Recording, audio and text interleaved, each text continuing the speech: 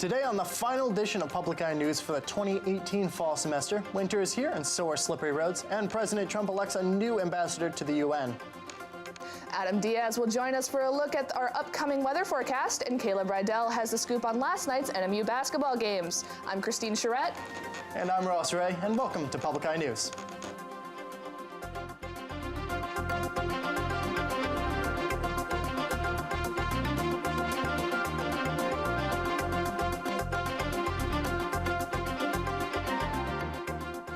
A Northern Michigan University Quiz Bowl team won the intercollegiate tournament held December 1st at the university, where 4 squads from Northern took on 2 squads from Michigan Tech in a double round-robin tournament. NMU Team A finished with a perfect 10-0 record, winning the team the Superior Cup, a traveling trophy that is held by the top collegiate Quiz Bowl team in the Upper Peninsula. The NMU members now look to win the sectional championship tournament to be held on February 9th in Minneapolis. Redina Group and UP Health System Marquette announced Friday that they have signed an agreement to purchase the hospital system's current College Avenue complex. The area that Redina is purchased is a 21-acre campus that includes 11 healthcare-related facilities with more than 800,000 square feet of infrastructure. Redina's redevelopment plans include the reuse of several existing buildings, destruction of unused facilities, and the construction of office, residential, retail, lodging, and extensive public spaces. The closure of the deal will take place during the summer of 2019. A head-on collision turned deadly. Sunday night, Michigan State Police responded to a crash on M95 near the Marquette-Dixon County line. Police report that a 66-year-old Channing man was headed southbound when he lost control of his vehicle and crossed the center line. The car hit a 21-year-old man from Ishpeming driving and a 21-year-old woman from the Republic passenger, headed northbound. All 3 people were hospitalized, and last night, the Ishpeming man had been pronounced dead due to his injuries at the scene. The crash still remains under investigation, and once completed, it will be forwarded to the Dixon County prosecutor. With winter in full effect, pedestrians should watch for dangerous crosswalks. Lieutenant Nick Roberts said, quote, "Don't step out in front of vehicles. This happens a lot, or we will get a lot of vehicles that will just stop when pedestrians aren't even at the crosswalk, so they will wave them through. This is when we get accidents. That is when we get people struck because there is a second lane that traffic can't see the pedestrian," end quote. Houghton Police reports that there have been no incidents of pedestrians struck this winter, and they hope to keep it that way. With multiple ties occurring during the election, Delta County election officials have announced 2 of their recount results. The Big Bay Denoct school millage proposal was once again turned down, and a very close vote of 617 for yes and 618 for no. And the Fairbanks Township supervisor race, Ron Collins received 101 votes and Dan Doglord received 97. The Republican-controlled legislature is advancing a bill that would ban the state from adopting regulations that are more strict than federal rules again. The sponsor of the bill says the one differs from the 2011 bill that Governor Rick Snyder vetoed. The House planned to take the final vote on legislation on Thursday, but the vote was delayed until next week due to House members wanting more time to review the change made by the Senate. And after the break, we'll be back with your national and international news. Stay tuned. I'll see you tomorrow morning, 9 sharp. Why? I'm going to need an assistant. You fit the bill. Molly Cooper's new job We're a bit short-handed. Apparently there's a war on. Can't say I noticed. isn't for the faint of heart. Corpse can tell you a lot if you know how to listen. And her first case I want to be at every crime scene, every autopsy, every trial. could be her last. Can anyone hear me? Murder on the Home Front. Sunday night at 9. Welcome back to Public Eye News. President Trump has named his UN ambassador. Today, the president announced his nomination as Heather Nauert. She was a former Fox reporter taken by the White House to serve as the State Department spokeswoman. She was later appointed acting undersecretary of the state for public diplomacy and public affairs. Despite the fact that 18 months ago she was not in government, Press Secretary Sarah Huckabee Sanders described her as a strong asset for the administration. If approved by the Senate, she will take and replace the spot of Nikki Haley, who will be stepping down at the end of this year. Former FBI Director James Comey is testifying privately before 2 Republican-led House committees. They're investigating how he handled his investigations into Hillary Clinton's use of a private email server and the alleged ties between President Trump's campaign and the Russians. Nicole Killian reports from the White House. President Trump took aim at former FBI Director James Comey on Twitter this morning before he arrived on Capitol Hill. Mr. Comey is appearing before House members on the Judiciary and Oversight Committees. He was subpoenaed by Republicans who are probing the FBI's conduct during the 2016 election. That includes the Russia investigation and Hillary Clinton's use of a private email server when she was Secretary of State. This is a complete farce. We should have an open hearing. All of you should be in the room seeing and listening to Mr. Comey in real time, because what's going to happen is that right in the middle of this thing, the Republicans are going to come out, talk to you, try to spin how things are going in the room, and Mr. Comey won't have a chance to defend himself. Earlier this month, Comey asked a judge to withdraw the subpoena from the Republican-controlled Congress because he didn't want to be interviewed behind closed doors. Both sides eventually came to an agreement. Comey later tweeted that he's free to talk when he's done, and a transcript of the hearing is released within 24 hours. We expect today's hearing to last for several hours. Former Attorney General Loretta Lynch was also subpoenaed and is due to appear before the end of this Congress. At the White House, Nicole Killian, CBS News. The Vatican has launched an investigation into a small order of nuns after some sisters denounced sexual abuse at the hands of priests and mistreatment by their superiors. Half a dozen current and former nuns said sisters were thrown out of the order after they denounced the abuse by their superiors. The Vatican Embassy to Chile announced that an investigation had begun Wednesday in the institute, with testimonies being taken over the next few months from current and former sisters and those affiliated with the institute. Breast cancer survivors have no way of knowing whether cancer will come back to or spread to other organs. Researchers at the University of Southern California are developing a new blood test that can change that. Elena Diaz reports. Fabiola Rodriguez beat breast cancer twice. She's back in the lab to get her blood drawn. This time, it's to help other patients. Some women down the line, participated in studies, clinical research that's have actually helped me in my treatment. So I thought, why not? Let's do it.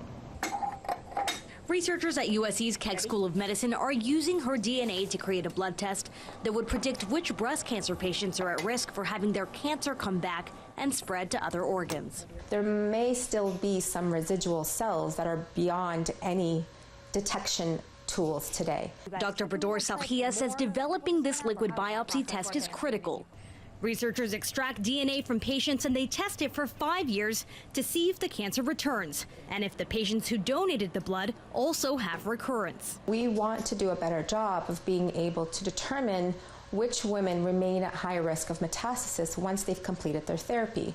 To develop this new blood test, researchers are recruiting about 500 breast cancer patients from early to late stage. Fabiola says arming women with information is how you beat the disease. If you know it's going to come back, then you're going to be as aggressive as you can. She also says the peace of mind this test could offer would be a huge relief for survivors. Ileana Diaz, CBS News, Los Angeles. Grammy nominees are out today, and it looks like Kendrick Lamar is center stage. Lamar received 8 nominations. 7 of those are for his album written for Marvel's Black Panther. This nomination would be Lamar's 3rd chance to win Album of the Year, most recently losing in February to Bruno Mars's 24K Magic. Of all categories, it looks like women are also making headway, where women make 5 of the 8 nominees in Album of the Year.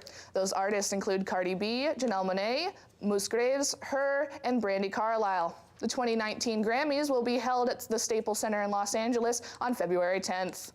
And after the break, we'll be back with your weather and sports. Stay tuned.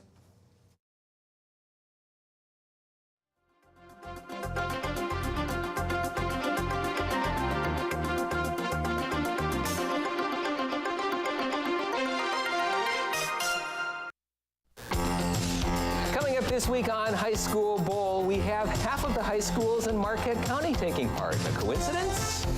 Well, yeah. In our first game, the Negaunee Miners go up against the one non-Marquette County team, the Houghton Gremlins. Hi, I'm Jim Koski, and then in our second game, the Westwood Patriots take on the Gwynn Model Towners. That's coming up this week on High School Bowl.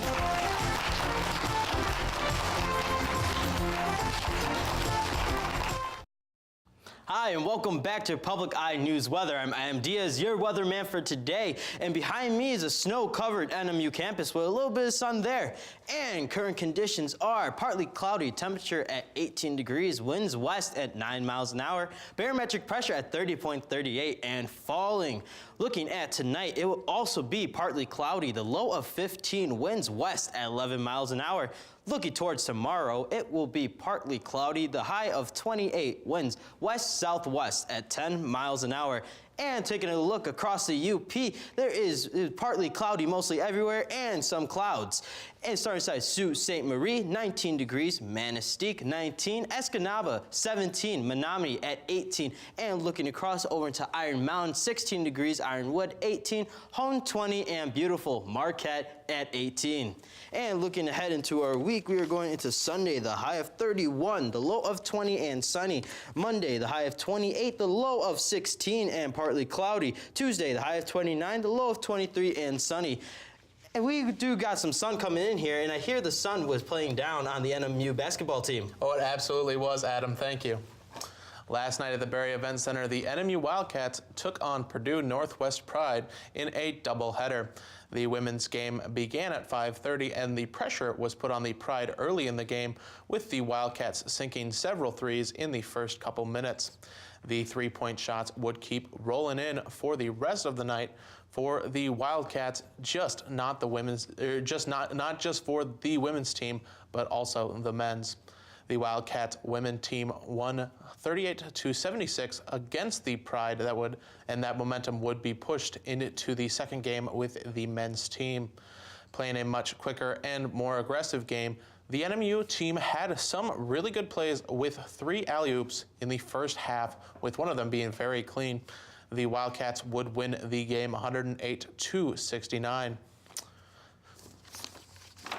Tonight, the NMU Wildcats will take on the MTU Huskies in hockey at the Barrie Event Center. Puck drop for the game tonight will be at 7 p.m. between the two teams. That is a highly anticipated matchup every year. A longtime rivalry between the Upper Peninsula schools drives spectators from around the area and usually is the most attended game for the schools. This will be a 2-game series, with the first game held at NMU tonight and the second game behind held at MTU in Houghton. While MTU has a better record and history in this matchup, NMU held its own in several of the games against MTU last year and are hoping to take the series again this time. If you are an NFL fan, but you can't afford your tickets, are looking for some extra cash, the Buffalo Bills have you covered.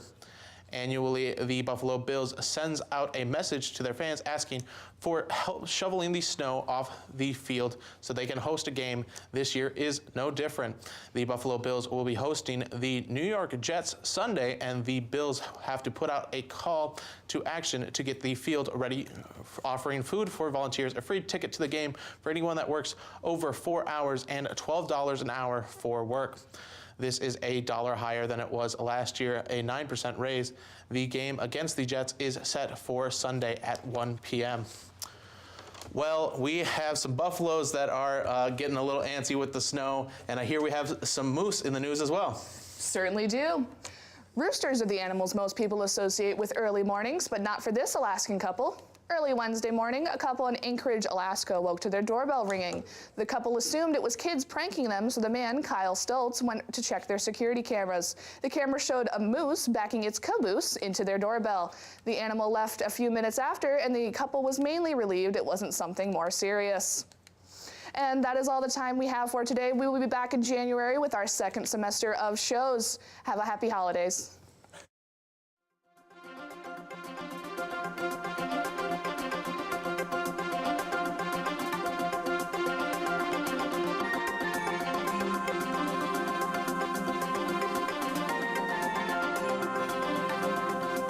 The preceding program was produced in studios located in the Edgar L. Hardin Learning Resources Center by WNMU-TV, Northern Michigan University Public Television.